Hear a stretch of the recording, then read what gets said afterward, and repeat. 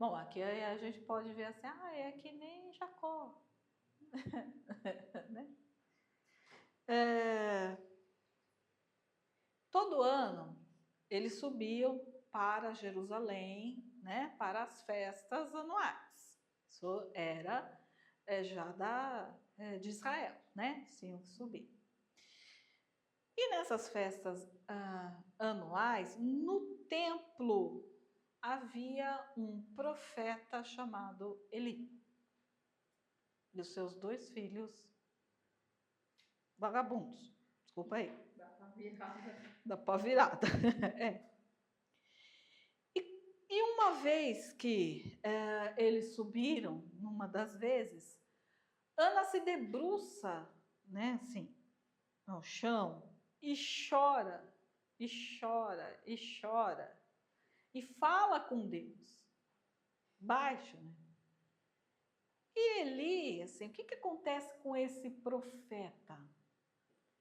É como a gente chama de profeta velho, não é pela idade,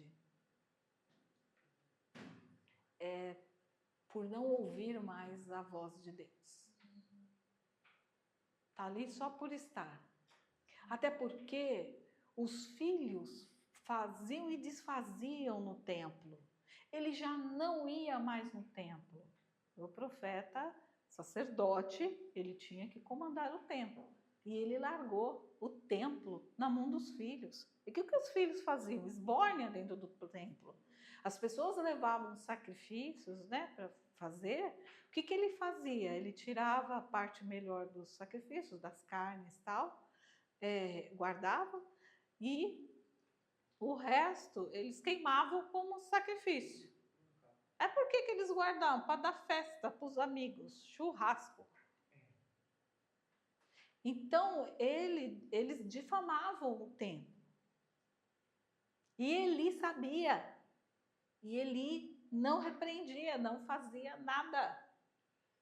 Acho que até falava, mas chegou um momento que cansou. Acontece nada mesmo? Então, não acontece agora. Sim. Mas aquilo que você planta, você vai colher.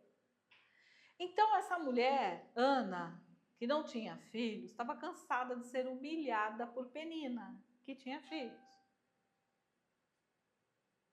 E aí ela vai ao templo por conta das festas, e ela então chora, e ela começa a falar com Deus. E o que ela fala com Deus? Ela faz uma promessa, na verdade, a Deus. Né? Ela fala: se o Senhor me der um filho, depois do desmame, eu vou vir e vou entregar no teu templo para ser o teu servo. Mas fala, mas então por que ela queria um filho? Só para entregar na mão dos outros? A Bíblia não fala, né? Mas vamos lá em algumas questões, né? O que passa pela cabeça? Eu tenho que provar para outra que eu também posso ter filho. Porque naquela época a mulher tinha que ter filho. É uma mulher seca, é uma mulher que não presta, né? É uma mulher descartável. E Deus atende ela. Só que antes disso, né, Eli chega para ela e fala assim: tá bêbada? Palhaçada é essa? Como é que você vê? Que vem aqui bêbada desse jeito tal? E ela falou: não, meu senhor. Ou seja, ele nem se compadeceu. Então, né? Por quê? Já tava, né? Exato.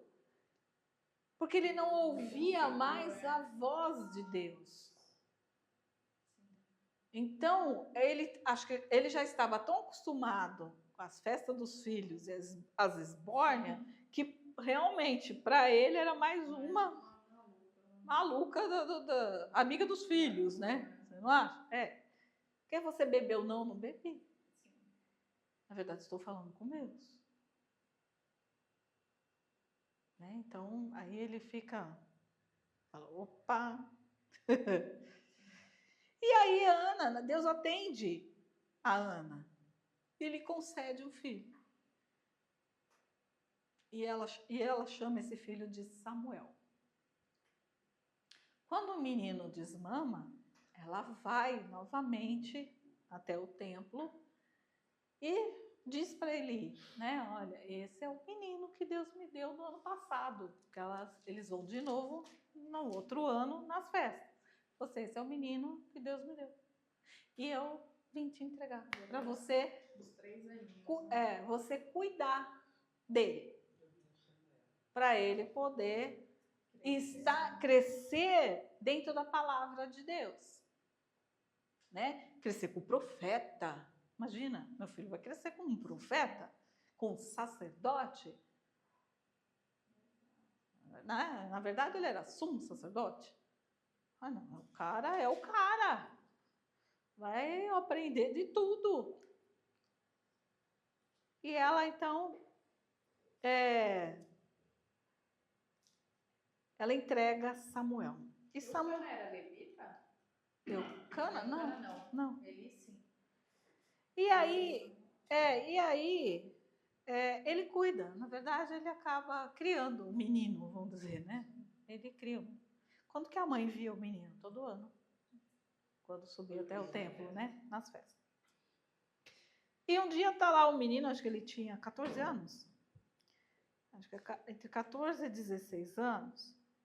Ele tá dormindo, né? Ele fala, vai dormir. Ele vai dormir. Daqui a pouco ele escuta, Samuel. Já vou. Levanta, vai até Eli e fala assim, pois não, meu senhor. Ele olha para o que é que você quer aqui? Aí ele fala assim, o senhor não me chamou? Não te chamei não, vai dormir. Aí lá vai o menino, vai dormir. Aí daqui a pouco ele escuta de novo, Samuel. Pois não, senhor, o que é que você quer aqui? O senhor não me chamou? Não te chamei. Tá, eu vou lá dormir de novo. Samuel. Não é possível, isso vai me deixar doida. A gente fala, isso vai me deixar doida. Lá vou eu de novo. Então o senhor me chamou? Pois não, meu senhor.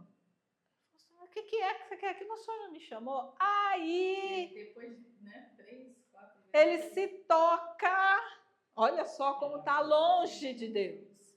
Ele se toca que ele fala assim, não fui eu que te chamei. Foi Deus.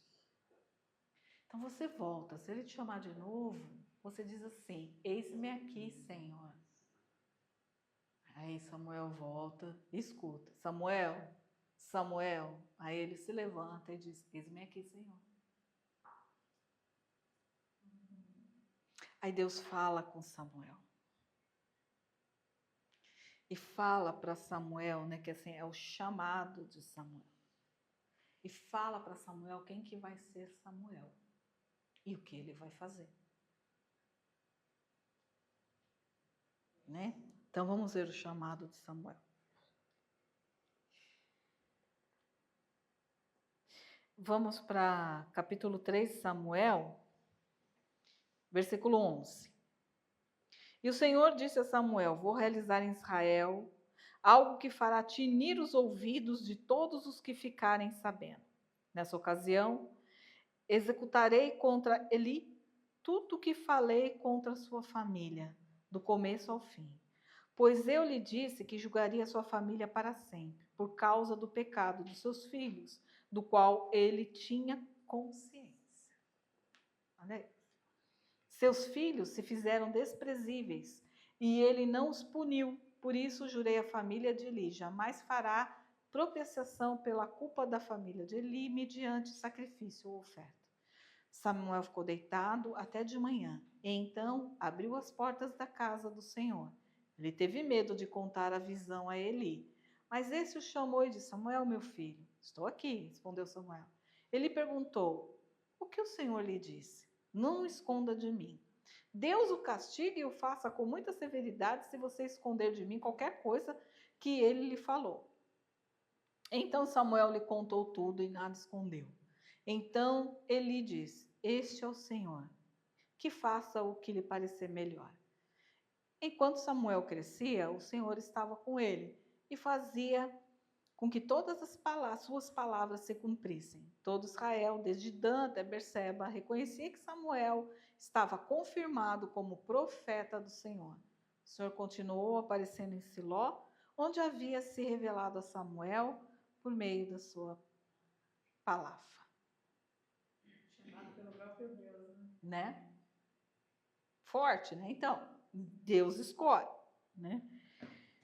E aí o que acontece? As terras, né? Os filisteus estão lá novamente para tomar as terras de Judá. E os filisteus vão, né? E entram no templo. E os filhos de Eli era para guardar a arca. Que arca que é essa? A arca da aliança. A arca de Moisés. Só que os filisteus entram, guerreiam e levam a arca embora para as tendas dos filisteus. E o que acontece? Né? Quer dizer, eles não protegeram. E eles saem, na verdade, né, para guerrear com os filisteus. E quando eles saem para guerrear com os filisteus, né, para recuperar a arca, os filhos de Eli são mortos. E os filisteus levam a arca embora. Né? E aí vem um mensageiro contar para Eli que os filhos dele, né, nessa guerra, morreram. E Eli estava sentado, né? E Eli, então, com susto de ter perdido os filhos, cai para trás da cadeira, quebra o pescoço e morre.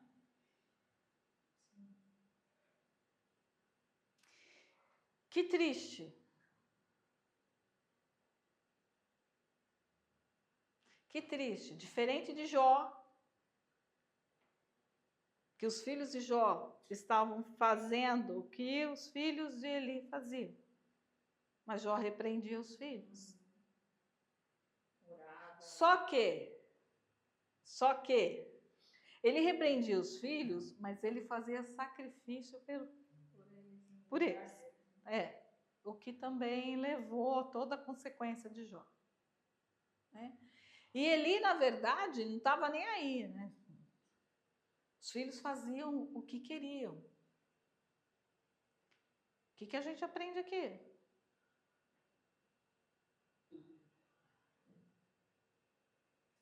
Fala, gente, pelo amor de Deus. O que a gente aprende aqui?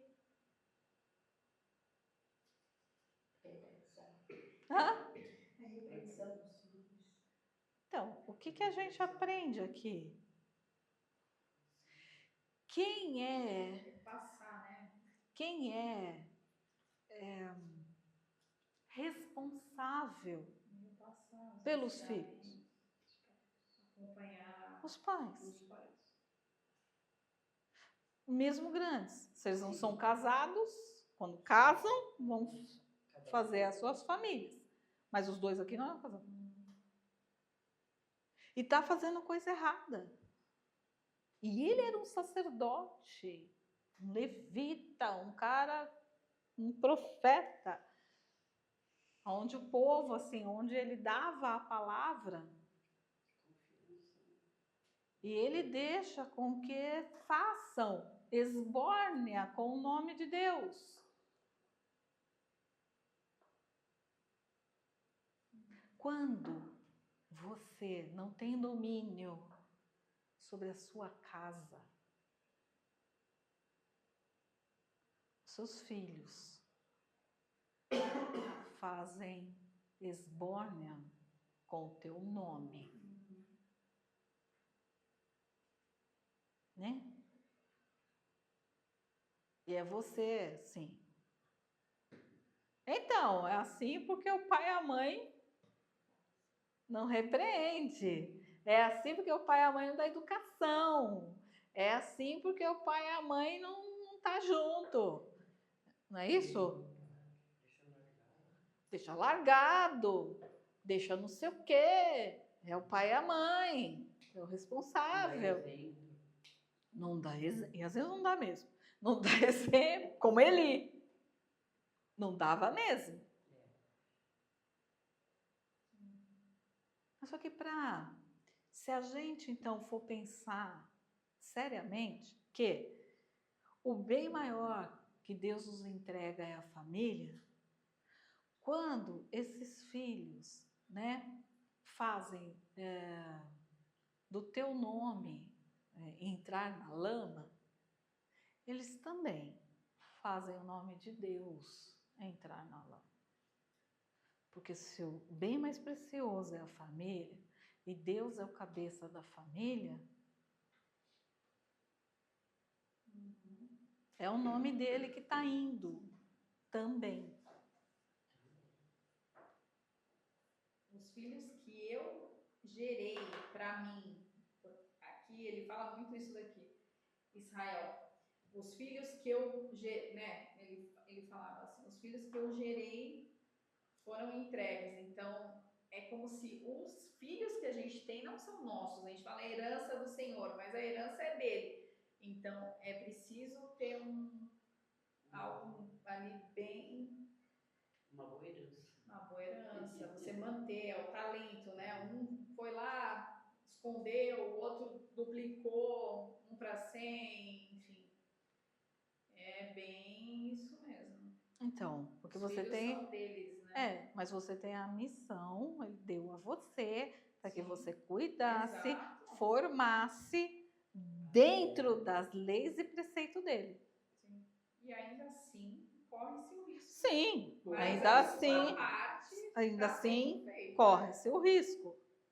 Mas se eles são criados dentro da palavra, Ensinam a criança o Desse- caminho que deve andar. é quando crescer não se desviará dele. Em alguns Só que momentos pode as até ser, mas pessoas, ela volta. não, mas as pessoas acham que é você sentar a criança, senta aí, ó, Vamos vou ler, ler para vamos você ver a Bíblia, ó, se você não fizer isso, Deus vai... Não Sim. é isso. Qual é a maior e melhor palavra que você pode dar para um filho seu? O seu exemplo. Porque se ele não vê esse exemplo em casa, Como é que vai fazer? não adianta você Lei. olha assim para você e fala, então, Você conhece? você faz isso, porque você só me cobra, né? Então, em tudo, em todas as coisas, o que você, a melhor palavra que você pode dar, o maior testemunho que você pode dar, são suas atitudes. Às vezes você não precisa abrir a boca para falar de Deus, a tua atitude mostra quem você é. Ainda mais que quando, né, você é dito uma pessoa crente na palavra, é dobrado a observação. Sim. A pessoa tá... Não, o tempo todo te vigiando. Nossa, Você não é isso crente? porque é Você não é crente? Você não é fazendo isso, você Isso aí, então.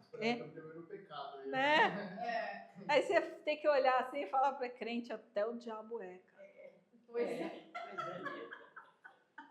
E olha que ele conhece a Bíblia de cabo a rabo, de trás para frente, mais do que qualquer um de nós aqui. Ele é mais crente que a gente. Ele é mais crente que qualquer um. Né? Ele viu muita coisa. Acontece que, né? Então, eu não sou crente, sou cristã. Diferente. Muito diferente. Porque crente, você bota a plaquinha da igreja. Você é cristão. Não tenho placa de... Não sou religiosa. Eu não tenho religião. Eu tenho Cristo. Eu não tenho religião, eu tenho Cristo. Diferente. Muito diferente. E quando eu tenho Cristo, a minha casa pertence a Ele. E eu, então, aquilo que foi me dado em mãos, como responsabilidade, eu vou fazer o meu melhor.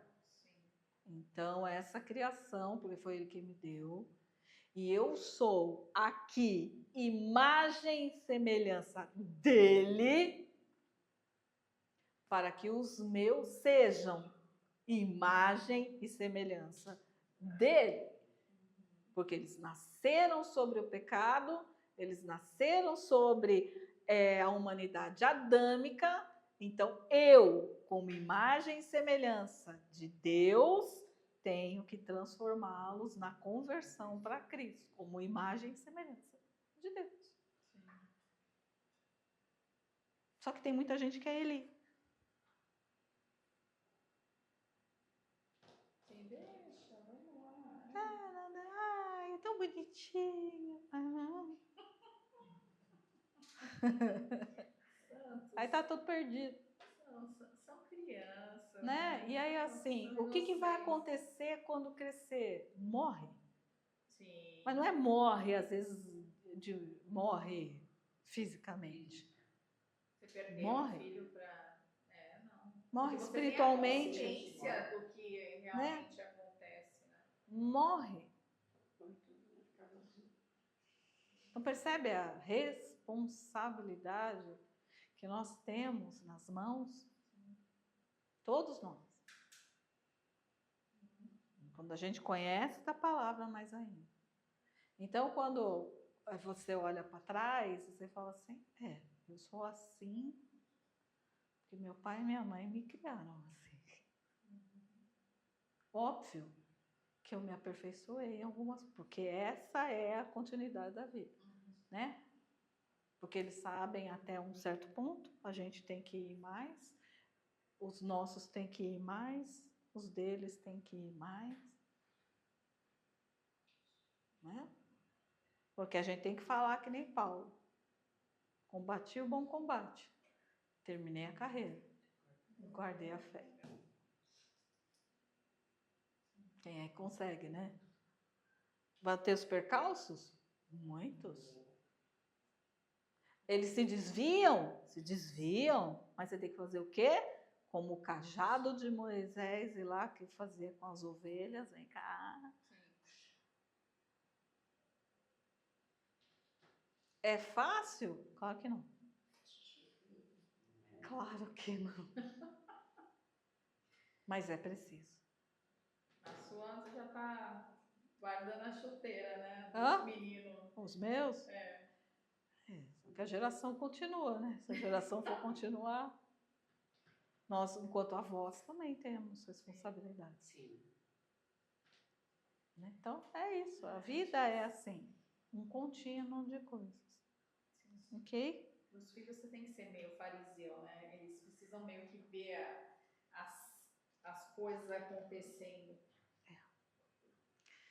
Bom, a gente vai ver na próxima aula, então, o retorno da arca para Israel, né? E um pouco mais da vida aqui de Samuel. E vamos entrar, né, na parte em que o povo pede um rei. E por que esse povo pede um rei? Né? Sim. Tá bom? Então, até a próxima aula. A gente se vê.